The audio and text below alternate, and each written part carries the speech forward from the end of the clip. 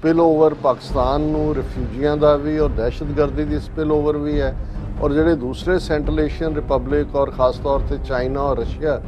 उन्हां दा ये भी फिक्र है कि ये जिहड़ी इस्लाम दे नां थल्ले जिहड़ा एक मूवमेंट बिल्ट हुंदी है जां बिल्ट की गई है भी ये एक वेव ना बन जाए, क्योंकि तालिबान इस गल दे उत्ते बजिद ने कि उन्होंने सिर्फ तो सिर्फ जिहड़ा इस्लामिक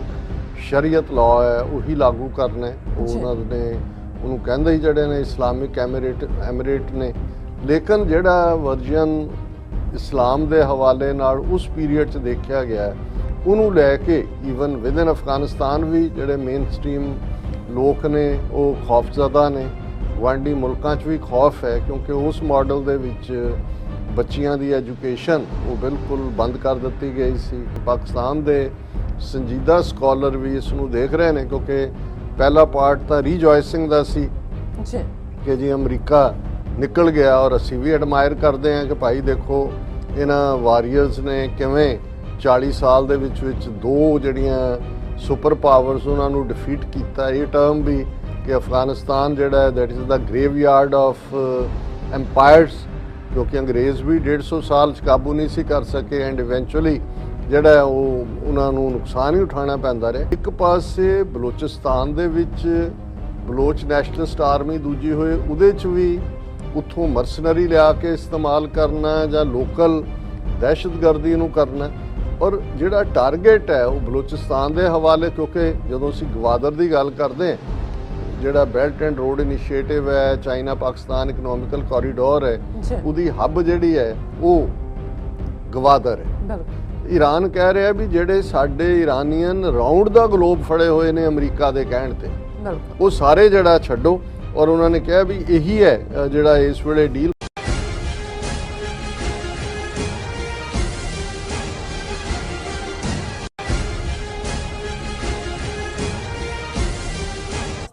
मैं टीवी 84 ਦੇ ਸਾਰੇ ਦਰਸ਼ਕਾਂ ਤੇ ਸਰੋਤਿਆਂ ਨੂੰ ਜੀ ਆਇਆਂ ਕਰਦੀ ਹਾਂ ਪ੍ਰੋਗਰਾਮ ਸੱਚੋ ਸੱਚ ਵਿੱਚ, ਜਿਹੜੇ ਇਸ ਪ੍ਰੋਗਰਾਮ ਨਾਲ ਦੇਸ਼ਾਂ ਵਿਦੇਸ਼ਾਂ ਤੋਂ ਜੁੜ ਚੁੱਕੇ ਨੇ। ਖਾਲਸਾ ਅਫੇਅਰ ਸੈਂਟਰ ਦੇ ਸੰਚਾਲਕ ਡਾਕਟਰ ਅਮਰਜੀਤ ਸਿੰਘ ਜੀ ਰੋਜ਼ਾਨਾ ਤਰ੍ਹਾਂ ਸਟੂਡੀਓ 'ਚ ਮੇਰੇ ਨਾਲ ਮੌਜੂਦ ਨੇ। ਆਓ ਉਹਨਾਂ ਨਾਲ ਗੱਲਬਾਤ ਕਰਕੇ ਆਏ ਦੇ ਇਸ਼ੂਜ਼ ਉੱਪਰ ਉਹਨਾਂ ਤੋਂ ਉਹਨਾਂ ਦਾ ਤਬਸਰਾ ਜਾਣਦੇ ਹਾਂ। ਜੀ ਡਾਕਟਰ ਸਾਹਿਬ, ਵਾਹਿਗੁਰੂ ਜੀ ਕਾ ਖਾਲਸਾ, ਵਾਹਿਗੁਰੂ ਜੀ ਕੀ ਫਤਿਹ। हाँ जी नीलम कौर जी, ਤੁਹਾਨੂੰ ਵੀ ਤੇ ਦੁਨੀਆ ਭਰ 'ਚ ਬੈਠੇ ਸਾਡੇ ਬਹੁਤ ਹੀ ਪਿਆਰੇ ਸੋਹਣੇ ਸਿਆਣੇ टीवी 84 ਦੇ ਦਰਸ਼ਕਾਂ ਨੂੰ ਵੀ ਵਾਹਿਗੁਰੂ ਜੀ ਕਾ ਖਾਲਸਾ ਵਾਹਿਗੁਰੂ ਜੀ ਕੀ ਫਤਿਹ, ਤੇ ਸਾਡੇ ਬਹੁਤ ਹੀ ਪਿਆਰੇ ਮੁਸਲਮਾਨ ਭੈਣਾਂ ਭਰਾਵਾਂ ਨੂੰ अस्सलाम वालेकुम। जी राज साहब, जी आयां नूं प्रोग्राम सच्चो सच बहुत शुक्रिया जी। राज साहब जी 15 जुलाई 2021 31 हाड़ नानकशाही संमत 553 ਦਾ ਦਿਨ ਹੈ ਤੇ ਡਾਕਟਰ ਸਾਹਿਬ ਪ੍ਰੋਗਰਾਮ ਸ਼ੁਰੂ ਕਰਨ ਤੋਂ ਪਹਿਲਾਂ ਅਸੀਂ ਆਪਣੇ ਦਰਸ਼ਕਾਂ ਤੇ ਸਰੋਤਿਆਂ ਨੂੰ ਹਮੇਸ਼ਾ ਤਰ੍ਹਾਂ ਦੱਸ ਵਿਊਅਰਸ ਜੇ ਤੁਸੀਂ ਹੱਕ ਸੱਚ ਇਨਸਾਫ ਤੇ ਪੈਰਾ ਦਿੰਦਾ ਇੱਕੋ ਇੱਕ ਚੈਨਲ ਟੀਵੀ 84 ਨੂੰ ਦੇਖਣਾ ਚਾਹੁੰਦੇ ਹੋ ਤਾਂ ਤੁਸੀਂ ਦੇਖ ਸਕਦੇ ਹੋ ਸਪੈਕਟਰਮ ਕੇਬਲ, ਆਰਸ਼ਨ ਕੇਬਲ, ਬੈਲ 5 ਕੇਬਲ ਕੈਨੇਡਾ, ਰੋਕੂ, ਚਾਦੂ ਬਾਕਸ, ਸ਼ਾਵਾ, ਫੇਸਬੁੱਕ ਟੀਵੀ 84 ਦੀ ਐਪ ਰਾਹੀਂ online streaming and IP box ਤੇ ਤੁਸੀਂ ਟੀਵੀ 84 ਨੂੰ ਦੇਖ ਸਕਦੇ ਹੋ। ਵਿਊਅਰਸ ਜੇ ਤੁਸੀਂ ਟੀਵੀ 84 ਨਾਲ ਜਾਂ ਪ੍ਰੋਗਰਾਮ ਸੱਚੋ ਸੱਚ ਨਾਲ ਜੁੜੇ ਹੋ ਤਾਂ ਇਸ ਨੂੰ ਵੱਧ ਤੋਂ ਵੱਧ ਲਾਈਕ ਕਰੋ ਤੇ ਸ਼ੇਅਰ ਕਰੋ ਅਤੇ ਨਾਲ ਹੀ YouTube ਤੇ ਸਬਸਕ੍ਰਾਈਬ ਕਰੋ। ਇਹ ਵੀ ਦੱਸ ਦਿਓ ਕਿ ਤੁਸੀਂ ਟੀਵੀ 84 ਦੀ ਐਪ ਨੂੰ ਐਂਡਰੋਇਡ ਐਂਡ ਐਪ ਸਟੋਰ ਤੇ ਡਾਊਨਲੋਡ ਕਰਕੇ ਜੋ ਟੀਵੀ 84 ਦੀ ਲਾਈਵ ਸਟ੍ਰੀਮ ਹੈ ਉਸ ਨੂੰ ਤੁਸੀਂ 24 ਆਵਰਸ ਦੇਖ ਸਕਦੇ ਹੋ। ਵਿਊਅਰਸ ਹੁਣ ਅਸੀਂ ਆਪਣੇ ਪ੍ਰੋਗਰਾਮ ਦੀ ਸ਼ੁਰੂਆਤ ਕਰਨ ਜਾ ਰਹੇ ਹਾਂ। ਪ੍ਰੋਗਰਾਮ ਦੇ ਸ਼ੁਰੂ ਵਿੱਚ ਆਪਾਂ ਤੁਹਾਨੂੰ ਦੱਸ ਦਈਏ ਸਾਡੇ ਪ੍ਰੋਗਰਾਮ ਨੂੰ ਸਪਾਂਸਰ ਕੀਤਾ ਗਿਆ ਹੈ ਵਰਜੀਨੀਆ ਦੇ ਵੇਅਰਸ ਖੇਵ ਸਥਿਤ ਸਿਗਨੇਚਰ ਟਰੱਕ ਸਰਵਿਸ ਵੱਲੋਂ। ਸੋ ਰਾਊਟ 81 ਤੇ ਐਗਜ਼ਿਟ 235 ਉੱਤੇ ਜਿਹੜਾ ਹੈਗਾ 24 ਆਵਰਸ ਜਿਹੜਾ ਹੈ ਰੋਡ ਸਾਈਡ ਅਸਿਸਟੈਂਟ ਦੀ ਜਿਹੜੀ ਸਰਵਿਸ ਦੇ ਨਾਲ signature truck service 24/7 days truck ਅਤੇ ਜਿਹੜੇ ਟਰਾਲਾ ਦੀ ਹਰ ਤਰ੍ਹਾਂ ਦੀ ਰਿਪੇਅਰ ਲਈ ਹਾਜ਼ਰ ਨੇ। ਸੋ ਵੇਅਰਸ ਕੇਵ ਵਰਜੀਨੀਆ ਵਿਖੇ 200 ਮੀਲ ਤੱਕ ਸਿਗਨੇਚਰ ਟਰੱਕ ਸਰਵਿਸ ਵਿਖੇ ਪੰਜਾਬੀ ਢਾਬੇ ਦੀ ਜਿਹੜੀ ਸੁਵਿਧਾ ਹੈ ਉਹ ਵੀ ਮੌਜੂਦ ਹੈ। ਸੋ ਟਰੱਕਰ ਵੀਰ ਸਿਗਨੇਚਰ ਟਰੱਕ ਸਰਵਿਸ ਦੀਆਂ ਜਿਹੜੀਆਂ ਸੇਵਾਵਾਂ ਨੇ ਉਹ ਲੈ ਸਕਦੇ ਨੇ। ਸੋ ਸਪਾਂਸਰਸ਼ਿਪ ਲਈ ਜਿਹੜੀ ਅਸੀਂ ਸਿਗਨੇਚਰ ਟਰੱਕ ਸਰਵਿਸ ਦੇ ਮਾਲਕ ਦਿਲਗੀਰ ਸਿੰਘ ਜੀ ਦਾ ਦਿਲੋਂ ਧੰਨਵਾਦ ਕਰਦੇ ਹਾਂ। ਸੋ ਅਸੀਂ ਵੀ ਤੁਹਾਨੂੰ ਅਪੀਲ ਕਰਦੇ ਹਾਂ ਕਿ ਤੁਸੀਂ ਵੀ ਪ੍ਰੋਗਰਾਮ ਸੱਚੋ ਸੱਚ ਨੂੰ ਵੱਧ ਤੋਂ ਵੱਧ ਜਿਹੜਾ ਹੈ ਉਹ ਸਪਾਂਸਰ ਕਰੋ ਔਰ ਸਪਾਂਸਰਸ਼ਿਪ ਲਈ ਤੁਸੀਂ ਸਾਨੂੰ ਕਾਲ ਕਰ ਸਕਦੇ ਹੋ 5166191984। ਤੁਸੀਂ ਸਾਨੂੰ ਸੇਮ WhatsApp ਵੀ ਕਰ ਸਕਦੇ ਹੋ, ਤੁਸੀਂ ਸਾਨੂੰ ਈਮੇਲ ਵੀ ਕਰ ਸਕਦੇ ਹੋ info@tv84.tv ਤੇ। ਸੋ ਵਿਊਅਰਸ ਹੁਣ ਅਸੀਂ ਆਪਣੇ ਪ੍ਰੋਗਰਾਮ ਦੀ ਸ਼ੁਰੂਆਤ ਕਰਨ ਜਾ ਰਹੇ ਹਾਂ ਅੱਜ ਦੇ ਪਹਿਲੇ ਅਹਿਮ ਇਸ਼ੂ ਦੇ ਨਾਲ। ਉਸ ਦੇ ਵਿੱਚ ਆਪਾਂ ਗੱਲਬਾਤ ਕਰਨ ਜਾ ਰਹੇ ਹਾਂ ਕਿ ਪਾਕਿਸਤਾਨ ਦੇ ਖੈਬਰ ਪਖਤੂਨਖਵਾ सूबे विच एक बस विच होए बंब धमाके विच 13 लोगों की जिहड़ी मौत हुई है और जिन्हां विच 9 जिहड़े ने चीनी इंजीनियर भी शामिल हैं। सो अफगानिस्तान की स्थिति के मद्देनज़र चीन के जिहड़े वड्डे रोल नूं देखदे ये धमाका एक डूंगी साजिश लगता है। सो इस पिछे कौन हो सकता है, सो इस बारे आपां गलबात करन जा रहे हैं। सो असीं चाहांगे कि तुसां नाल स्टार्टिंग तो लैके एंड तक इसी तरह ही बने रहना। देखण सुनने तुहाडा सब दा बहुत बहुत शुक्रिया जी। राज साहब की विचार ने? देखो, सब तो पहला तो असी वीर दलगीर सिंह, हुण तो बेटा दलगीर सिंह है लेकिन हुण वड्डा जवान 6 फुट है वीर कह दिंदे क्योंकि मैनू अजे भी याद है कि जदों यंग सी शायद 10 साल का होएगा, 10-12 साल का, तो उदों यूनाइटेड सिक्स का एक कैंप जिहड़ा पेंसिलवेनिया स्टेट के एक जंगल च लगा और इनू मैं नाल लै गया वर्जीनिया तो। और ਚੱਠਾ साहब परिवार का जोड़ा है वो फरजंद है, उन्होंने सिस्टर का बेटा है। नाइस। और उत्थे ज़ाहिर है यूनाइटेड सिक्स के उस कैंप के इंचार्ज कुलदीप सिंह जोड़े हुण एटलांटा ने वो सन और उन्होंने पहले दिन जोड़े भी कैंपर आते हैं उन्होंने हदायत सख्ती के नाल कि भी इवें तुसीं करना उवें। जदों शाम नूं मैनूं ये दलगीर सिंह मिलिया और मैनूं ये कहंदा डॉक्टर अंकल इत्थों चलो। मैं क्या की कहंदा इनू प्रधान किने बनाया, कहंदा धमकियां दिंदा ना कीता तो तुहानू घर नू तोड़ देंगे। एडा किहड़ा साडे कोल घर नहीं है, एडा प्रधानू बनया होया है। ते वो एक जोक ही बन गया। कुलदीप सिंह होरी भी हुण भी उहनू इंजॉय करदे ने। मैं कहा जी आ तुहाडी प्रधानगी ते तुहाडे ते इहने सवाल चुक्या कि एडा प्रधानू जिहड़ा बनया अहीं नहीं कहंदा, अहीं नहीं कोई घबराउंदे तोड़दे घर नू, साडा घर हैगा जाण नू। सो हुण अपनी एजुकेशन कंप्लीट करके सक्सैसफुल बिजनेस है और हमेशा ही ਚੱਠਾ साहब के परिवार के यंगस्टर्स जिहड़े ने किसी भी कॉल के उत्ते प्रोटेस्ट होण, इंडियन एम्बेसी के बाहर होए, कोई होर होए, एग्जीबिशनस होण, एक जिवें कहंदे ने कि भी अद्धी आवाज़ दे पहुँच जांदे ने। और TV 84 दे रही तो साडे जमा पूंजी ने जित्थों कि असीं शुरुआत कीती है। और मैं अरदास करदा कि महाराज चढ़दी कला देण, इवें ही पंथ दा प्यार देण और अपने कारोबार च भी कामयाब होण। बिल्कुल जी। अफगानिस्तान उसकी धाक धमक एक पासे तक ही नहीं है, कला बहुत सारे दी अखां ते इस गल ते लगियां हुई हैं। बहुतियां ने जिन्हां ने कदे अफगानिस्तान का नक्शा भी नहीं सी देखिया वो भी हुण मैप खोल के बैठे हुंदे ने गूगल दे उत्ते कि कित्थे कित्थे कित्थे तालिबान ने टेक ओवर कर लिया। और ज़ाहिर है कि सारियां ही बॉर्डर क्रॉसिंग जोड़े गवांढी 7 मुल्क ने उन्हां दे नाल जिहड़ा लगदा है पाकिस्तान का भी चमन और उस दे नाल लगदा बॉर्डर दूसरे पासों उहदे ते उन्होंने अपना झंडा भी लहराया, कल असीं जिक्र कीता सी। और जदों असीं ये कहा कि भी उन्होंने अपना चिट्टा झंडा लहरा दिता है तो साडे 1-2 वीरां ने लिखिया भी नहीं अफगानिस्तान का झंडा तो वो चिट्टा और हरा है। लेकिन ये गल असी दसते ही है कि उन्होंने वो अफगानिस्तान के झंडे नूं भी नहीं मनते। उन्होंने उन्होंने पोस्ट तो जिहड़ा अफगानिस्तान मुल्क का झंडा सी वो लाया तो उन्होंने अपनी जिहड़ा तंजीम का उन्हों का झंडा है वाइट वो लहराया। लेकिन वो असी दूसरे टॉपिक च गल करांगे कि भी किवें उन्होंने हुण ट्रूस ऑफर भी की है सीज़ फायर की अफगानिस्तान गवर्नमेंट नूं इस शर्त के उत्ते 3 महीने लई कि भी जे वो 3 महीने लई जंगबंदी नूं तैयार ने जे उन्होंने 7000 कैदी जिहड़े ने वो छड्डे जाण। पर जदों असीं धमक की गल कीती, ज़ाहिर है कि अफगानिस्तान की सिचुएशन नूं लैके हर पासे फिक्र है और उहदे च जिहड़े वड्डे स्टेक होल्डर ने जे पाकिस्तान तो बाद ज़ाहिर है पाकिस्तान का 2500 तो 3000 तक 2700-2800 किलोमीटर बॉर्डर लगता है। पाकिस्तान का सूबा खैबर पख्तूनख्वा जिहड़ा वो पख्तून मेजोरिटी प्रोविंस है उहदे नाल बॉर्डर भी लगता है। ऑलरेडी जदों पहला ये 2 बार सोवियत यूनीयन दे वेले 1979 तो 1999 तक उदों भी 3 मिलियन तो ज़्यादा जिहड़े रिफ्यूजी सी पाकिस्तान आए। सो हुण भी उन्हां दे रिफ्यूजी स्पिल ओवर का फीयर भी है। ये भी फीयर है कि रिफ्यूजियां दे भेस च जिहड़े ने वो दूसरे लोग भी आ सकते हैं जिहड़े दहशतगर्दी फैला सकते हैं। ऑलरेडी पाकिस्तान ने बड़ी मुश्किल नाल स्वात वैली होए, नॉर्थ वजीरस्तान होए जां मेनलैंड पाकिस्तान चों भी दहशतगर्दी का सफाया किया है। वो एक डिफरेंट इशू है। और ਉਹਦੇ ਨਾਲ ਜਿਹੜਾ ਦੂਸਰਾ ਵੱਡਾ ਸਟੇਕ ਹੋਲਡਰ ਹੈ ਇਸ ਸਾਰੇ ਦੇ ਵਿੱਚ ਉਹ ਚੀਨ ਹੈ। ਬਿਲਕੁਲ। ਕਿਉਂਕਿ ਇੱਕ ਗੱਲ ਦਾ ਧਿਆਨ ਰਹੇ ਕਿ ਜਿਹੜੀ ਅਸੀਂ ਜਦੋਂ ਇਕਨੋਮਿਕਲ ਕੋਰੀਡੋਰ ਦੀ ਗੱਲ ਕਰਦੇ ਹਾਂ ਜਾਂ ਬੈਲਟ ਐਂਡ ਰੋਡ ਇਨੀਸ਼ੀਏਟਿਵ, ਉਹਦਾ ਕਾਫੀ ਹਿੱਸਾ ਜਿਹੜਾ ਹੈ ਉਹ ਜਦੋਂ ਤੁਸੀਂ ਗਿਲਗਿਤ ਬਾਲਟਿਸਤਾਨ ਤੋਂ ਦੇਖਦੇ ਹੋ ਫਿਰ ਪਾਕਿਸਤਾਨ ਦੇ ਸੂਬਾ ਖੈਬਰ ਪਖਤੂਨਖਵਾ ਤੋਂ ਲੰਘਦਾ ਹੈ। ਔਰ ਜ਼ਾਹਰ ਹੈ ਕਿ ਅਫਗਾਨਿਸਤਾਨ ਦੇ ਵਿੱਚ ਚੀਨ ਦੀ ਆਪਣੀ ਇਨਵੈਸਟਮੈਂਟ ਵੀ ਹੈ, ਜਿਵੇਂ ਅਸੀਂ ਮਿਨਰਲਸ ਦੇ ਹਵਾਲੇ ਨਾਲ ਦੂਸਰੀ ਗੱਲ ਕੀਤੀ ਸੀ। ਔਰ ਚਾਈਨਾ ਇਸ ਨੂੰ ਇੰਪੋਰਟੈਂਟ ਸਮਝਦਾ ਹੈ ਕਿ ਅਫਗਾਨਿਸਤਾਨ ਦੇ ਵਿੱਚ ਅਮਨ ਅਮਾਨ ਰਹੇ, ਕਿਉਂਕਿ ਜਿਵੇਂ ਅਸੀਂ ਜ਼ਿਕਰ ਕੀਤਾ ਸੀ ਕਿ 80-90 ਕਿਲੋਮੀਟਰ ਜਿਹੜਾ ਉਹਨਾਂ ਦਾ ਵਖਾਨ ਬਾਰਡਰ ਤੋਂ ਜਿਹੜੇ ਸੂਬੇ ਉਹਨਾਂ ਦੇ ਖਾਸ ਤੌਰ ਤੇ ਸਿੰਗਕਿਆਂਗ ਉਹ ਨਾਲ ਬਾਰਡਰ ਲੱਗਦਾ ਔਰ ਉਹਨਾਂ ਦੇ ਆਪਣੇ ਉਸ ਜਿਹੜਾ ਸਿੰਗਕਿਆਂਗ ਦੇ ਵਿੱਚ ਇੱਥੇ ਵੀਗਰ ਮੁਸਲਮਾਨ ਰਹਿੰਦੇ ਨੇ। ਜ਼ਾਹਰ ਹੈ ਕਿ ਤੁਰਕੀ ਓਰੀਜਨ ਦੇ ਨੇ, ਸਪੈਲ ਤਾਂ ਇਹ ਹੋਰ ਤਰ੍ਹਾਂ ਹੁੰਦਾ ਹੈ ਪਰ ਮੈਂ ਇਹ ਦੇਖਿਆ ਵੀ ਸਾਰੇ ਉਰਦੂ ਮੀਡੀਆ 'ਚ ਵੀ ਵੀਗਰ ਹੀ ਕਿਹਾ ਜਾਂਦਾ ਹੈ, ਕਿਉਂਕਿ ਚਾਈਨੀਜ਼ ਲਫ਼ਜ਼ ਸਪੈਲ ਡਿਫਰੈਂਟਲੀ ਹੁੰਦੇ ਨੇ, ਪ੍ਰੋਨਾਊਂਸ ਡਿਫਰੈਂਟਲੀ ਹੁੰਦੇ ਨੇ। ਸੋ ਅਸੀਂ ਵੀ ਹੁਣ ਤੋਂ ਵੀਗਰ ਮੁਸਲਮਾਨ ਹੀ ਕਵਾਂਗੇ। ਉਹਨਾਂ ਦੀ ਤਨਜ਼ੀਮ ਈਸਟ ਤੁਰਕਸਤਾਨ ਇਸਲਾਮਿਕ ਮੂਵਮੈਂਟ ETIM, ਜਿਹੜੀ ਅਮਰੀਕਾ ਦੇ ਵਿੱਚ ਵੀ ਇੱਕ ਦਹਿਸ਼ਤਗਰਦ ਐਲਾਨੀ ਹੋਈ ਸੀ ਆਰਗੇਨਾਈਜੇਸ਼ਨ, ਪਰ ਟਰੰਪ ਨੇ ਜਾਂਦੇ ਜਾਂਦੇ ਪਿਛਲੇ ਪੀਰੀਅਡ ਦੇ ਵਿੱਚ ਇਸ ਨੂੰ ਟੈਰਰਿਜ਼ਮ ਦੀ ਲਿਸਟ ਚੋਂ ਕੱਢ ਦਿੱਤਾ ਸੀ। ਔਰ ਇਹ ਜਿਹੜੀ ਈਸਟ ਤੁਰਕਸਤਾਨ ਇਸਲਾਮਿਕ ਮੂਵਮੈਂਟ ਹੈ ਸਿੰਗਕਿਆਂਗ ਦੇ ਵਿੱਚ ਕਾਫੀ ਦਹਿਸ਼ਤਗਰਦੀ ਦੀ ਕਾਰਵਾਈਆਂ ਕਰਦਾ ਔਰ ਚੀਨ ਦਾ ਇਹ ਰਿਹਾ ਐਕਿਊਜ਼ੇਸ਼ਨ ਵੀ ਰਹੀ ਹੈ ਕਿ ਇਹਨਾਂ ਦੇ ਬਹੁਤ ਸਾਰੇ ਗੁਰਿਲੇ ਆ ਕੇ ਅਫਗਾਨਿਸਤਾਨ ਦੇ ਵਿੱਚ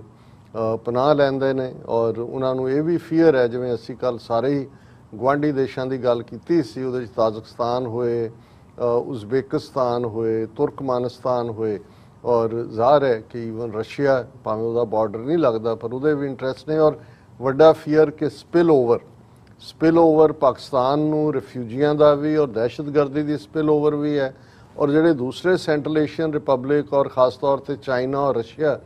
ਉਹਨਾਂ ਦਾ ਇਹ ਵੀ ਫਿਕਰ ਹੈ ਕਿ ਇਹ ਜਿਹੜੀ ਇਸਲਾਮ ਦੇ ਨਾਂ ਥੱਲੇ ਜਿਹੜਾ ਇੱਕ ਮੂਵਮੈਂਟ ਬਿਲਟ ਹੁੰਦੀ ਹੈ ਜਾਂ ਬਿਲਟ ਕੀਤੀ ਗਈ ਹੈ ਵੀ ਇਹ ਇੱਕ ਵੇਵ ਨਾ ਬਣ ਜਾਏ, ਕਿਉਂਕਿ ਤਾਲਿਬਾਨ ਇਸ ਗੱਲ ਦੇ ਉੱਤੇ ਬਜ਼ਿੱਦ ਨੇ ਕਿ ਉਹਨਾਂ ਨੇ ਸਿਰਫ ਤੇ ਸਿਰਫ ਜਿਹੜਾ ਇਸਲਾਮਿਕ ਸ਼ਰੀਅਤ ਲਾਅ ਹੈ ਉਹੀ ਲਾਗੂ ਕਰਨਾ ਹੈ। ਉਹਨਾਂ ਨੇ ਉਹਨੂੰ ਕਹਿੰਦੇ ਹੀ ਜਿਹੜੇ ਨੇ ਇਸਲਾਮਿਕ ਐਮੀਰੇਟ ਨੇ। ਔਰ ਇਹ ਈਵਨ ਜਦੋਂ ਫਰਵਰੀ 2020 ਦੇ ਵਿੱਚ ਅਮਰੀਕਾ ਦੇ ਨਾਲ ਡੀਲ ਸਾਈਨ ਹੋਈ, ਉਦੋਂ ਅਮਰੀਕਾ ਚਾਹੁੰਦਾ ਸੀ ਕਿ ਇਹਨੂੰ ਜਿਹੜਾ ਅਫਗਾਨਿਸਤਾਨ ਦਾ ਆਫੀਸ਼ੀਅਲ ਨਾਂ ਹੈ ਉਹਦੇ ਥੱਲੇ ਹੋਏ, ਲੇਕਿਨ ਉਹਨਾਂ ਨੇ ਨਾ ਕੀਤੀ ਔਰ ਇਹਦੇ ਨਾਲ ਹੀ ਸਟਿਕ ਕੀਤਾ। ਜੁਆਇੰਟ ਸਟੇਟਮੈਂਟ 'ਚ ਵੀ ਉਹਨਾਂ ਦਾ ਜਿਹੜਾ ਇਸਲਾਮਿਕ ਐਮੀਰੇਟਸ ਆਫ ਅਫਗਾਨਿਸਤਾਨ ਹੀ ਨਾਂ ਸੀ। ਹੁਣ ਜੇ ਇਹ ਇੱਕ ਮਾਡਲ ਇੱਥੇ ਬਣਦਾ ਹੈ, ਅਸੀਂ ਇਸ ਦੀ ਠੀਕ ਜਾਂ ਗਲਤ ਹੋਣ ਦੀ ਤਾਂ ਲੋਕਾਂ ਨੇ ਡਿਸਾਈਡ ਕਰਨਾ ਹੁੰਦਾ ਹੈ ਵੀ ਉਹਨਾਂ ਨੇ ਕੀ ਸਿਸਟਮ ਕਰਨਾ ਹੈ। ਲੇਕਿਨ ਜਿਸ ਕਿਸਮ ਦਾ ਇਮੇਜ ਪਹਿਲੇ ਪੀਰੀਅਡ 'ਚ 1996 'ਚ ਜਦੋਂ ਤਾਲਿਬਾਨ ਦੀ ਹਕੂਮਤ ਬਣੀ ਔਰ 2001 'ਚ ਜਾਂਦੀ ਲੱਗੀ, ਜਿਹੜਾ ਮਾਡਲ ਉਸ ਜ਼ਮਾਨੇ ਦੇ ਵਿੱਚ ਸਾਹਮਣੇ ਆਇਆ, ਜ਼ਾਹਰ ਹੈ ਕਿ ਅੱਜ ਦੀ ਸਿਵਲਾਈਜ਼ ਸੁਸਾਇਟੀ 'ਚ ਬੇਸ਼ੱਕ ਜਦੋਂ ਮਜ਼ਹਬ ਦਾ ਇਸ਼ੂ ਆਉਂਦਾ ਹੈ ਇਹ ਇੱਕ ਵੱਖਰੀ ਗੱਲ ਹੈ, ਕਿਉਂਕਿ ਮਜ਼ਹਬ ਦੀਆਂ ਇੰਟਰਪ੍ਰੀਟੇਸ਼ਨਸ ਵੀ ਫਿਰ ਹਰ ਕੋਈ ਆਪੋ ਆਪਣੇ ਢੰਗ ਨਾਲ ਕਰਦਾ ਹੈ। ਉਹਨਾਂ ਦੇ ਜਿਹੜੇ ਆਲਮ ਔਰ ਫਜ਼ਲ ਔਰ ਉਲਮਾ ਔਰ ਲਰਨਡ ਲੋਕ ਨੇ ਉਹਨਾਂ ਦੇ ਆਪਣੇ ਵਿਊ ਪੁਆਇੰਟ ਵੀ ਨੇ, ਫਿਰ ਫਤਵੇ ਵੀ ਜਾਰੀ ਹੁੰਦੇ ਨੇ। ਲੇਕਿਨ ਜਿਹੜਾ ਵਰਜਨ ਇਸਲਾਮ ਦੇ ਹਵਾਲੇ ਨਾਲ ਉਸ ਪੀਰੀਅਡ 'ਚ ਦੇਖਿਆ ਗਿਆ ਉਹਨੂੰ ਲੈ ਕੇ ਈਵਨ ਵਿਦਨ ਅਫਗਾਨਿਸਤਾਨ ਵੀ ਜਿਹੜੇ ਮੇਨ ਸਟ੍ਰੀਮ ਲੋਕ ਨੇ ਉਹ ਖੌਫਜ਼ਦਾ ਨੇ। ਗੁਆਂਢੀ ਮੁਲਕਾਂ 'ਚ ਵੀ ਖੌਫ ਹੈ, ਕਿਉਂਕਿ ਉਸ ਮਾਡਲ ਦੇ ਵਿੱਚ ਬੱਚੀਆਂ ਦੀ ਐਜੂਕੇਸ਼ਨ ਉਹ ਬਿਲਕੁਲ ਬੰਦ ਕਰ ਦਿੱਤੀ ਗਈ ਸੀ। ਈਵਨ ਮਾਈਨੋਰਿਟੀਜ਼ ਦੇ ਹਵਾਲੇ ਨਾਲ, ਜੇ ਅਸੀਂ ਸਿੱਖਾਂ ਦੇ ਹਵਾਲੇ ਨਾਲ ਵੀ ਗੱਲ ਕਰੀਏ ਕਿ ਜਦੋਂ ਪਹਿਲੀ ਲੜਾਈ ਚੱਲਦੀ ਰਹੀ ਸੋਵੀਅਤ ਯੂਨੀਅਨ ਦੇ ਨਾਲ, ਜਦੋਂ ਅਜੇ ਉਸ ਤੋਂ ਪਹਿਲਾਂ ਵੀ ਅਫਗਾਨਿਸਤਾਨ ਤਾਂ ਇੱਕ ਟਰਮੋਇਲ 'ਚ ਤਾਂ ਰਿਹਾ ਹੀ ਹੈ, ਲੇਕਿਨ ਕਦੇ ਵੀ ਮਾਈਨੋਰਿਟੀਜ਼ ਨੂੰ ਔਰ ਖਾਸ ਤੌਰ ਤੇ ਸਿੱਖਾਂ ਨੂੰ, ਕਿਉਂਕਿ ਉਹ ਵੀ ਉਸ ਧਰਤੀ ਦੇ ਪੁੱਤਰ ਨੇ, 5.5 ਸਦੀਆਂ ਤੋਂ ਅਫਗਾਨ ਸਿੱਖ ਵੀ ਉਸੇ ਤਰ੍ਹਾਂ, ਉਹ ਜਿਵੇਂ ਇੱਕ ਸਾਡੇ ਵਿਊਅਰ ਨੇ ਲਿਖਿਆ ਸੀ ਕਿ ਉਹ ਡਬਲ ਪਖਤੂਨ ਨੇ, ਡਬਲ ਪਠਾਨ ਨੇ, ਵੀ ਇੱਕ ਤਾਂ ਉਹੀ ਬੋਲੀ, ਉਹੀ ਪਹਿਰਾਵਾ, ਉਹੀ ਨਸਲ, ਪਰ ਉਹਦੇ ਨਾਲ ਉਹ ਕਹਿੰਦੇ ਸਰਦਾਰ ਵੀ ਨੇ ਔਰ ਸਰਦਾਰ ਹੋਣ ਦੇ ਨਾਲ ਉਹਨਾਂ 'ਚ ਡਬਲ। ਸੋ ਮਤਲਬ ਇਹ ਉਹਨਾਂ ਦੀ ਅਪਣੱਤ ਦੀ ਗੱਲ ਸੀ ਜਿਹਦੇ 'ਚ ਉਹਨਾਂ ਨੇ ਕੀਤਾ। ਲੇਕਿਨ ਜਦੋਂ ਇਹ ਫਿਰ ਅਲ-ਕਾਇਦਾ ਔਰ ਦੂਸਰਾ ਇਹ ਸਾਰਾ ਪਾਰਟ ਜੁਆਇਨ ਕੀਤਾ ਔਰ ਇਹਨਾਂ ਨੇ ਉਸ ਰਵਾਇਤ ਨੂੰ ਜਿਹੜੀ ਅਫਗਾਨ ਕਬੀਲਿਆਂ ਦੀ ਇੱਕ ਦੂਸਰੇ ਨੂੰ ਟੋਲਰੇਟ ਕਰਨ ਦੀ ਹੈ ਔਰ ਜ਼ਾਹਰ ਹੈ ਸਿੱਖਾਂ ਦੇ ਨਾਲ ਇੱਕ ਸਟੇਜ ਤੇ 1979 ਤੋਂ ਪਹਿਲਾਂ ਲਗਭਗ 30% ਦੀ ਇਕਨੋਮੀ ਅਫਗਾਨਿਸਤਾਨ ਦੀ ਉਹ ਸਿੱਖਾਂ ਦੇ ਕੋਲ ਸੀ ਔਰ ਜਿਹੜਾ ਉਹਨਾਂ ਦਾ ਪਠਾਣਾ ਦਾ ਜਾਂ ਉਹਨਾਂ ਦਾ ਬਹੁਤ ਟਰਸਟ ਲੈਵਲ ਰਿਹਾ ਸ਼ੌਕਾਰਾ ਸਿਸਟਮ ਵੀ ਉੱਥੇ ਹੈਗਾ ਕਿਉਂਕਿ ਅਫਗਾਨ ਖੁਦ ਵੀ ਹਾਲਾਂ ਇਸਲਾਮ ਦੇ ਵਿੱਚ ਜਿਹੜੀ ਸੂਦਖੋਰੀ ਹੈ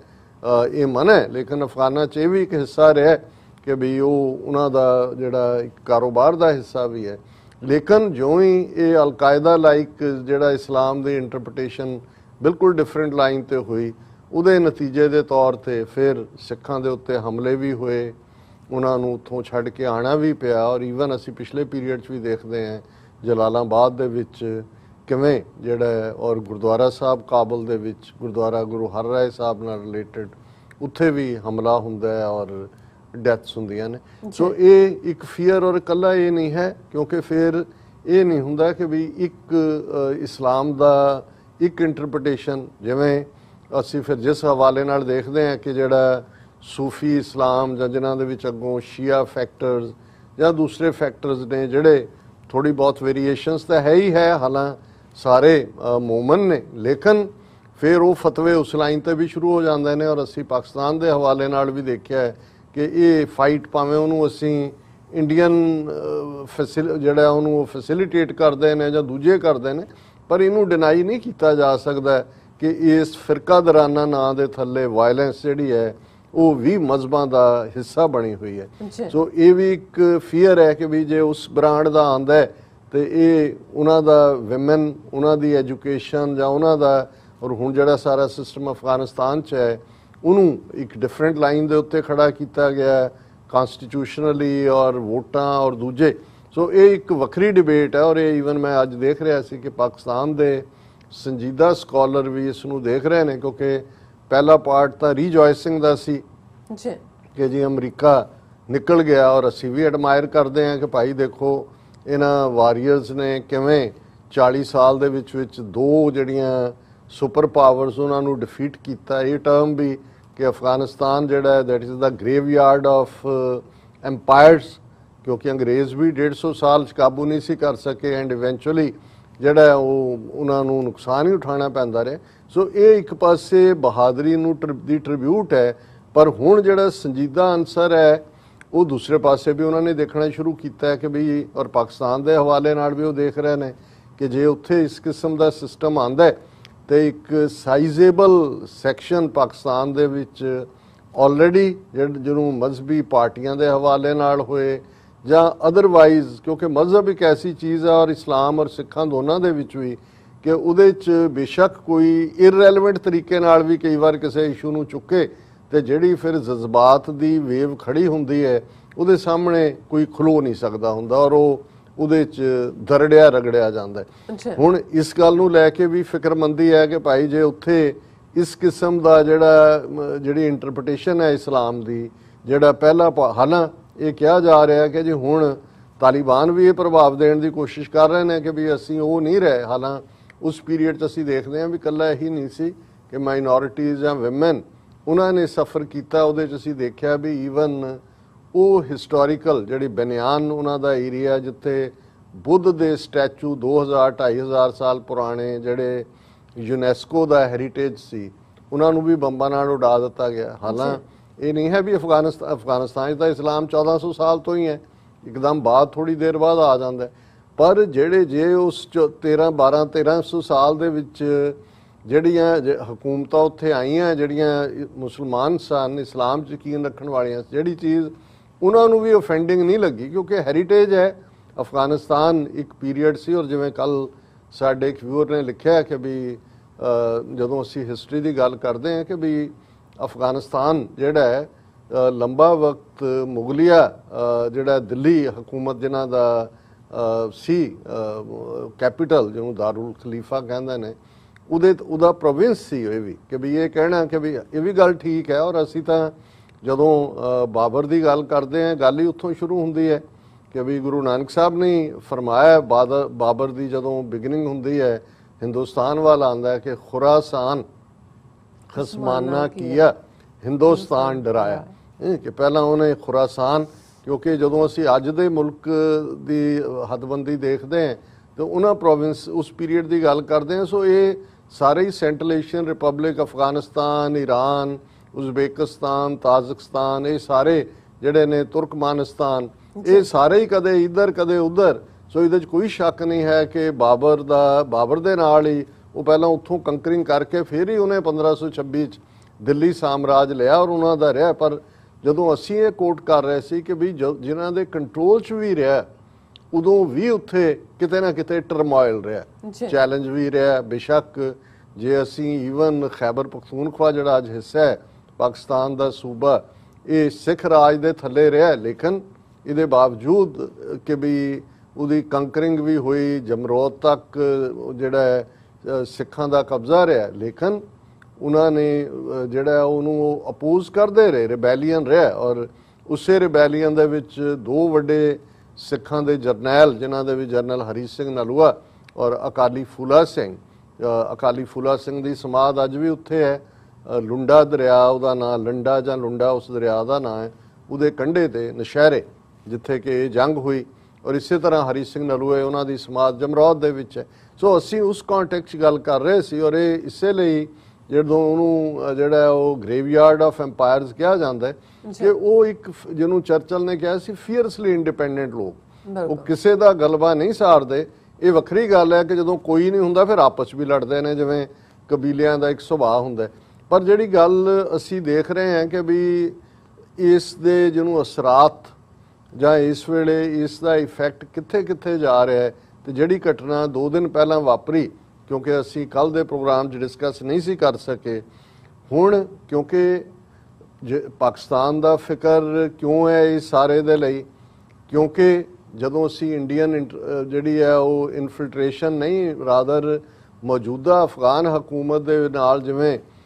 ਜਿਹੜੇ ਨੇ ਉਹ ਘਿਓ ਖਿਚੜੀ ਰਹੇ ਇੰਡੀਅਨ। ਔਰ ਮੈਂ ਦੇਖ ਰਿਹਾ ਸੀ ਜਿਹੜਾ ਉਹਨਾਂ ਦਾ ਕੰਧਾਰ ਔਰ ਮਜ਼ਾਰੇ ਸ਼ਰੀਫ ਔਰ ਉਹਨਾਂ ਦੇ ਜਿਹੜੇ ਕੌਂਸੂਲੇਟ ਨੇ, 500 600 ਦਾ ਸਟਾਫ ਇੰਡੀਆ ਦਾ, ਉਹਦੇ 600 ਬੰਦਾ ਅਫਗਾਨ ਕਿਹੜੇ ਟੂਰਿਜ਼ਮ ਲਿਆ ਰਹੇ ਨੇ ਉੱਥੇ ਜਾਂ ਕਿਹੜਾ ਪਾਰਟ ਸੀ। ਸੋ ਜ਼ਾਹਿਰ ਹੈ ਕਿ ਵੀ ਉਹਨਾਂ ਦੀ ਸਾਰੀ, ਔਰ ਕੁਲਭੂਸ਼ਣ ਯਾਦਵ ਜਿਸ ਦਾ ਸਾਰਾ ਉਹ ਫੜਿਆ ਗਿਆ ਔਰ ਉਹਨੇ ਦੱਸਿਆ ਵੀ ਬਲੋਚਿਸਤਾਨ 'ਚੋਂ ਕੀ ਕਰ ਰਿਹਾ ਸੀ। ਸੋ ਇੱਕ ਪਾਸੇ ਬਲੋਚਿਸਤਾਨ ਦੇ ਵਿੱਚ ਬਲੋਚ ਨੈਸ਼ਨਲਿਸਟ ਆਰਮੀ ਦੂਜੀ ਹੋਏ, ਉਹਦੇ 'ਚ ਵੀ ਉੱਥੋਂ ਮਰਸਨਰੀ ਲਿਆ ਕੇ ਇਸਤੇਮਾਲ ਕਰਨਾ ਜਾਂ ਲੋਕਲ ਦਹਿਸ਼ਤਗਰਦੀ ਨੂੰ ਕਰਨਾ। ਔਰ ਜਿਹੜਾ ਟਾਰਗੇਟ ਹੈ ਉਹ ਬਲੋਚਿਸਤਾਨ ਦੇ ਹਵਾਲੇ, ਕਿਉਂਕਿ ਜਦੋਂ ਅਸੀਂ ਗਵਾਦਰ ਦੀ ਗੱਲ ਕਰਦੇ ਹਾਂ, ਜਿਹੜਾ ਬੈਲਟ ਐਂਡ ਰੋਡ ਇਨੀਸ਼ੀਏਟਿਵ ਹੈ, ਚਾਈਨਾ ਪਾਕਿਸਤਾਨ ਇਕਨੋਮਿਕਲ ਕੋਰੀਡੋਰ ਹੈ, ਉਹਦੀ ਹੱਬ ਜਿਹੜੀ ਹੈ ਉਹ ਗਵਾਦਰ ਹੈ। ਹੁਣ ਜੇ ਜੈ ਸ਼ੰਕਰ ਈਰਾਨ ਜਾ ਕੇ ਬੈਠਾ ਔਰ ਇਹ ਸਾਰੇ 'ਚ ਆਬਜ਼ਰਵਰ SCO ਦੂਜੇ 'ਚ ਔਰ ਈਰਾਨ ਦੇ ਨਾਲ ਚੱਲ ਰਿਹਾ ਕਿ ਜੀ ਚਾਹ ਬਹਾਰ ਨੂੰ ਜਿਹੜਾ ਉਹ ਦੁਬਾਰਾ ਉਸ ਪ੍ਰੋਜੈਕਟ ਦੇ ਵਿੱਚ ਵੜਨ, ਕਿਉਂਕਿ ਈਰਾਨ ਨੇ ਇੱਕ ਸਟੇਜ ਤੇ ਪਾਸੇ ਕਰਤਾ ਸੀ, ਕਿਉਂਕਿ ਚਾਈਨਾ ਨੇ ਕਾਫੀ ਹੈਵੀ ਇਨਵੈਸਟਮੈਂਟ ਈਰਾਨ ਦੇ ਵਿੱਚ ਕੀਤੀ ਹੈ, ਪ੍ਰੋਮਿਸ ਵੀ ਹੈ। ਔਰ ਉਹ ਨਹੀਂ ਜਿਹੜਾ ਅਮਰੀਕਾ ਵੀ ਚਾਹੁੰਦਾ ਹੈ ਇੰਡੀਆ ਰਾਹੀਂ, ਔਰ ਕਿਤੇ ਨਾ ਕਿਤੇ ਈਰਾਨ ਨੇ ਅਮਰੀਕਾ ਦੇ ਨਾਲ ਵੀ ਆਪਣੇ ਖੋਲ੍ਹੇ ਹੋਏ ਨੇ ਕੰਟੈਕਟ। ਔਰ ਉਸ ਦਾ ਇੱਕ ਜਿਹੜੀ ਖਬਰ ਕਿਤੇ ਬਹੁਤੀ ਡਿਸਕਸ ਵੀ ਨਹੀਂ ਹੋਈ, ਲੇਕਿਨ ਇਹ ਖਬਰ ਇਸ ਹਵਾਲੇ ਨਾਲ ਸੀ ਕਿ ਵੀ ਜਿਹੜਾ ਈਰਾਨ ਔਰ ਅਮਰੀਕਾ ਦੀ ਨੈਗੋਸ਼ੀਏਸ਼ਨ ਚੱਲ ਰਹੀ ਹੈ ਕਿ ਦੋਨੋਂ ਪਾਸਿਆਂ ਦੇ ਜਿਹੜੇ ਪ੍ਰਿਜ਼ਨਰ ਜਿਹੜੇ ਅਮਰੀਕਨ ਈਰਾਨ ਦੇ ਕੋਲ ਨੇ ਉਹ ਛੱਡੇ ਜਾਣ, ਔਰ ਇਨ ਰਿਟਰਨ ਈਰਾਨ ਚਾਹੁੰਦਾ ਹੈ ਕਿ ਅਮਰੀਕਾ ਛੱਡੇ। ਔਰ ਇਹ ਖਬਰ ਜਿਹੜੀ ਬਿਲਕੁਲ, ਹਾਲਾਂਕਿ AFP ਦੀ ਖਬਰ ਸੀ, ਬਟ ਕਿਤੇ ਇੰਡੀਅਨ ਮੀਡੀਆ ਤੁਸੀਂ ਦੇਖੋ ਕਿੰਨਾ ਇਹਨੂੰ ਪੈਟਰੀਓਟਿਕ ਕਹੋ, ਨੈਸ਼ਨਲਿਸਟਿਕ ਕਹੋ, ਕਿ ਇੱਦਾਂ ਦੀਆਂ ਗੱਲਾਂ ਨੂੰ ਦਬਾ ਜਾਂਦਾ ਹੈ। Iran confirms prisoner exchange negotiations with US। ਹੁਣ ਇੱਕ ਪਾਸੇ ਅਫਗਾਨਿਸਤਾਨ ਪੱਖਿਆ ਹਨ, ਜਦੋਂ ਮੈਂ ਇਹ ਕਿਹਾ ਵੀ ਹਰ ਕੋਈ ਇਸ ਵੇਲੇ ਇਹ ਦੇਖਦਾ ਹੈ ਵੀ ਇਹ ਕੇਕ ਜਿਹੜਾ ਹੈ ਉਸ ਚੋਂ ਉਹਨੇ ਕਿੰਨਾ ਵੱਡਾ ਟੁਕੜਾ ਕੱਢਣਾ ਹੈ। Iran confirmed on Tuesday ongoing negotiations with the United States over a potential prisoner swap after a US official said Washington is working to release its detained citizens. Or US envoy for Iran Robert Malley said on Saturday that President Joe Biden insists on release of all Americans and will not accept a partial deal. ਹੁਣ ਈਰਾਨੀ ਵੀ tough negotiator ਨੇ, ਜਿਵੇਂ ਤਾਲਿਬਾਨ ਨੇ। ਹੁਣ ਉਹ ਇਹ ਕਹਿੰਦੇ ਨੇ ਜੀ ਤੁਸੀਂ ਸਾਡੇ ਸਾਰੇ ਸਿਟੀਜ਼ਨ ਛੱਡ ਦਿਓ। ਈਰਾਨ ਕਹਿ ਰਿਹਾ ਵੀ ਜਿਹੜੇ ਸਾਡੇ ਇਰਾਨੀਅਨ ਰਾਉਂਡ ਦਾ ਗਲੋਬ ਫੜੇ ਹੋਏ ਨੇ ਅਮਰੀਕਾ ਦੇ ਕਹਿਣ ਤੇ, ਉਹ ਸਾਰੇ ਜਿਹੜਾ ਛੱਡੋ। ਔਰ ਉਹਨਾਂ ਨੇ ਕਿਹਾ ਵੀ ਇਹੀ ਹੈ ਜਿਹੜਾ ਇਸ ਵੇਲੇ ਡੀਲ। ਪਰ ਮੈਂ ਇਹ ਕਹਿਣਾ ਚਾਹੁੰਦਾ ਕਿ ਵੀ ਜਦੋਂ ਅਸੀਂ ਇਹ ਦੇਖ ਰਹੇ ਹਾਂ ਕਿ ਚਾਹ ਬਹਾਰ ਨੂੰ ਲੈ, ਕਿਉਂਕਿ ਚਾਹ ਬਹਾਰ ਨੂੰ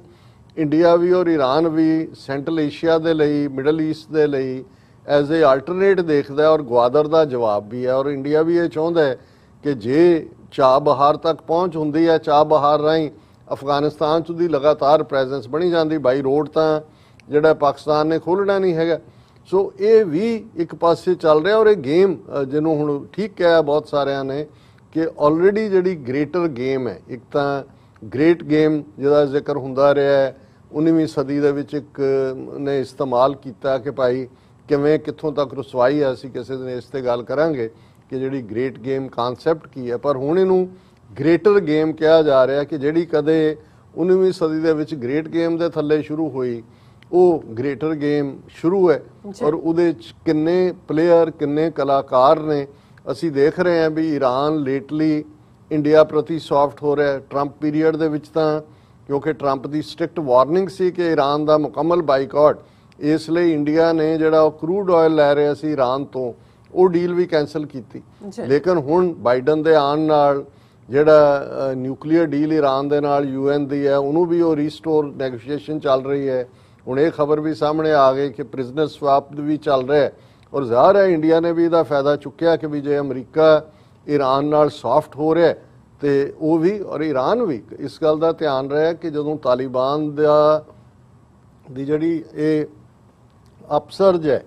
ਉਹਨਾਂ ਦਾ ਇੱਕ ਤੋਂ ਬਾਅਦ ਇੱਕ ਥਾਂ ਤੇ ਕਬਜ਼ਾ ਕਰਨਾ, ਇਹਨੂੰ ਲੈ ਕੇ ਈਰਾਨ ਵੀ ਫਿਕਰਮੰਦ ਹੈ। ਔਰ ਜਿਹੜੀ ਹੈਰਾਤ ਪ੍ਰੋਵਿੰਸ ਹੈ ਉਹ ਲੱਗਦਾ ਈਰਾਨ ਨਾਲ ਹੈ। ਔਰ ਈਰਾਨ ਕਿਉਂਕਿ ਸ਼ੀਆ ਇਸਲਾਮਿਕ ਕੰਟਰੀ ਹੈ, ਉਹਨਾਂ ਨੇ ਦੇਖਿਆ ਕਿ ਵੀ ਪਹਿਲੇ ਇਸਲਾਮਿਕ ਰਜੀਮ ਦੇ ਜਿਹੜਾ ਇਹਨਾਂ ਦਾ ਤਾਲਿਬਾਨ ਰਜੀਮ ਸੀ 1996 ਵਾਲਾ, ਉਹਦੇ 'ਚ ਸ਼ੀਆ ਪ੍ਰੋਬਲਮ ਵੀ ਉਹਨਾਂ ਦਾ ਜਿਹੜੀ ਮਾਈਨੋਰਿਟੀ ਹਜ਼ਾਰੇ ਜਿਹਨਾਂ ਨੂੰ ਕਹਿੰਦੇ ਨੇ, ਉਹ ਵੈਸੇ ਵੀ ਉਹਨਾਂ ਨਾਲ ਉਹ ਜਿਵੇਂ ਉਹ ਇੰਡੀਅਨ ਕਾਸਟ ਸਿਸਟਮ 'ਚ ਸ਼ਡਿਊਲ ਕਾਸਟ ਨੇ, ਉਹਨਾਂ ਦੇ ਨਾਲ ਉਸ ਕਿਸਮ ਦੀ ਟ੍ਰੀਟਮੈਂਟ ਹੁੰਦੀ ਹੈ। ਈਵਨ ਪਾਕਿਸਤਾਨ ਬਾਰੇ ਵੀ ਉਹਨਾਂ ਦੇ ਆਪਣੇ ਮਾਈਨੋਰਿਟੀ ਕਮਿਸ਼ਨ 'ਚ ਵੀ ਇਸ ਕਿਸਮ ਦੀਆਂ ਰਿਪੋਰਟਸ ਆਉਂਦੀਆਂ ਨੇ। ਸੋ ਈਰਾਨ ਵੀ ਇੱਕ ਪਾਸੇ ਕਿਉਂਕਿ ਚਾਈਨਾ ਦੀ ਇਨਵੈਸਟਮੈਂਟ ਹੈ, ਖੁੱਲ੍ਹਮ ਖੁੱਲ੍ਹਾ ਕੋਈ ਚਾਈਨੀਜ਼ ਇੰਟਰਸਟ ਦੇ ਅਗੇਂਸਟ ਨਹੀਂ ਭੁਗਤੇਗਾ। ਲੇਕਿਨ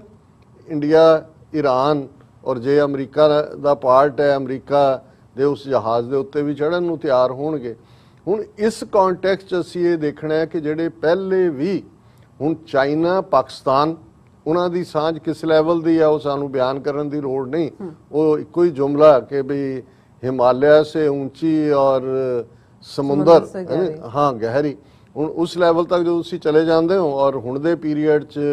ਇਹਨਾਂ ਦੀ ਡਬਲ ਡਾਕਟਰੀਨ ਇੰਡੀਆ ਦੀ ਔਰ ਚਾਈਨਾ, ਪਾਕਿਸਤਾਨ ਔਰ ਪਿਛਲੇ 2020 'ਚ ਈਸਟਰਨ ਲਦਾਖ ਨੇ ਮਿਲੀਟੈਰਲੀ ਹੋਰ ਵੀ ਨੇੜੇ ਲੈ ਆਂਦਾ ਹੈ। ਇਕਨੋਮਿਕਲ ਕੋਰੀਡੋਰ ਤੇ ਵੀ ਕੰਮ ਤੇਜ਼ ਹੋਇਆ ਔਰ ਚਾਈਨਾ ਦਾ ਸ਼ੀ ਜਿਨਪਿੰਗ ਦਾ ਇਹ ਡ੍ਰੀਮ ਔਰ ਲਾਈਫ ਟਾਈਮ ਹੁਣ ਪ੍ਰੈਜ਼ੀਡੈਂਟ ਹੈ। ਹੁਣ ਇਸ ਸਾਰੇ ਨੂੰ ਡੀਰੇਲ ਕਰਨ ਦੇ ਲਈ ਬੇਸ਼ੱਕ ਇੰਟਰਸਟ ਉਹ ਅਮਰੀਕਾ ਦਾ ਹੋਏ, ਦੂਸਰੀਆਂ ਪਾਵਰਸ ਦਾ ਹੋਏ, ਇੰਡੀਆ ਵੀ ਜਿਹੜਾ ਹੈ ਉਹ ਇਹਨਾਂ ਦੇ ਕੈਨੇਡੇ ਚੜਿਆ ਹੋਇਆ। ਉਹਦੇ ਥੱਲੇ ਅਸੀਂ ਦੇਖਿਆ ਕਿ ਕਰਾਚੀ, ਕਿਉਂਕਿ ਕਰਾਚੀ ਉਹਦਾ ਹਿੱਸਾ ਹੈ ਜਿਹੜਾ ਸਿੰਧ ਦਾ, ਕਿ ਕਰਾਚੀ ਦੇ ਵਿੱਚ ਵੀ ਕਿਵੇਂ ਚਾਈਨੀਜ਼ ਕੌਂਸੂਲੇਟ ਤੇ ਅਟੈਕ, ਹੋਟਲ ਤੇ ਅਟੈਕ, ਬਲੋਚਿਸਤਾਨ ਦੇ ਵਿੱਚ ਚਾਈਨੀਜ਼ ਦੇ ਉੱਤੇ ਹਮਲੇ। ਪਰ ਜਿਹੜੀ ਖਬਰ ਕਰਕੇ ਮੈਂ ਇਸ ਨੂੰ ਕਿਹਾ ਕਿ ਭਾਈ ਇਹ ਫੋੜਾ ਕਿਤੇ ਹੈ ਤੇ ਚੀਰਾ ਕਿਤੇ ਹੈ। ਔਰ ਇਹ ਜਿਹੜਾ ਫੋੜਾ ਅਫਗਾਨਿਸਤਾਨ ਵਾਲਾ ਹੈ, ਉਹਦਾ ਚੀਰਾ ਜਾ ਕੇ ਉਹਨਾਂ ਨੇ ਓਪਰੀ ਕੋਹਿਸਤਾਨ ਦੇ ਵਿੱਚ 2 ਦਿਨ ਪਹਿਲਾਂ ਦਿੱਤਾ, ਜਿੱਥੇ ਕਿ ਵੱਡੀ ਇਹਨਾਂ ਦੀ ਚਾਈਨੀਜ਼ ਇਹੀ ਬੈਲਟ ਐਂਡ ਰੋਡ ਇਨੀਸ਼ੀਏਟਿਵ ਦੇ ਨਾਲ ਜੁੜਿਆ ਹੋਇਆ ਉਹਨਾਂ ਦੇ ਹਾਈਡਰੋ ਇਲੈਕਟ੍ਰਿਕ ਪ੍ਰੋਜੈਕਟਸ ਚੱਲ ਰਹੇ ਨੇ। ਉਹਦੇ 'ਚ ਇੱਕ ਬੱਸ ਜਿਹਦੇ 'ਚ ਕੁੱਲ ਮੁਸਾਫਰਾਂ ਬਾਰੇ ਤਾਂ ਥੋੜ੍ਹੀ ਬਹੁਤ ਜਿਹੜਾ ਉਹ ਅਜੇ ਵੇਰੀਏਸ਼ਨ ਹੈ ਕਿ 36 ਮੁਸਾਫਰ ਸਨ, ਜਿਨ੍ਹਾਂ ਦੇ ਵਿੱਚ ਜ਼ਿਆਦਾ ਚੀਨੀ ਸੀ। ਔਰ ਉੱਥੇ ਜਿਹੜਾ ਇੱਕ ਬਲਾਸਟ ਹੁੰਦਾ ਹੈ ਬੱਸ ਦੇ ਵਿੱਚ, ਜਿਹਦੇ 'ਚ 9 ਚੀਨੀ ਇੰਜੀਨੀਅਰ ਮਾਰੇ ਜਾਂਦੇ ਨੇ।